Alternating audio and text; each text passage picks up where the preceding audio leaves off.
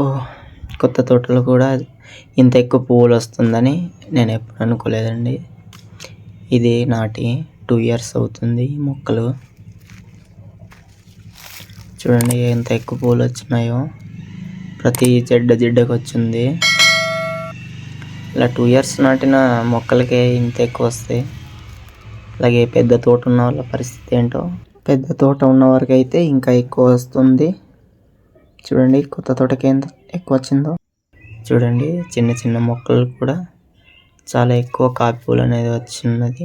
అలాగే ఈ పెద్ద చెట్టు అయితే చూడండి చాలా ఎక్కువ ఉంది.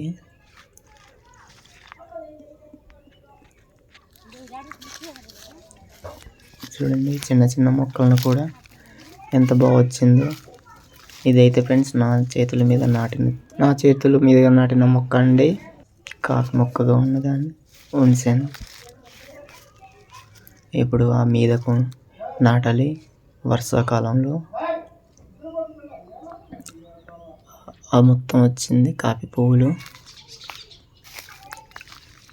ఫ్రెండ్స్ నా చేతుల మీద నాటిన కాఫీ మొక్కలను అయితే చూడండి ఫ్రెండ్స్, మామూలుగా రాలేదు. ఈ సంవత్సరం మాత్రం పూత పళ్ళు ఎలా అవుతాయో తెలియదు కానీ పూత మాత్రం విపరీతంగా వచ్చింది. ఎప్పుడు లేని విధంగా వచ్చింది ఈ సంవత్సరం. ఈ తోట కాదండి, చాలా మా ఊర్లో అందరి తోటలో కూడా ఇలాగే వచ్చింది. ఫుల్ వీడియో తీస్తాను ఫ్రెండ్స్. లైక్ చేయండి, షేర్ చేయండి, మన ఛానల్ని సబ్స్క్రైబ్ చేసుకోండి. ఫుల్ వీడియో అనేది త్వరలో రాబోతుంది. స్మెల్ మాత్రం గట్టిగా వస్తుంది. Okay friends, bye.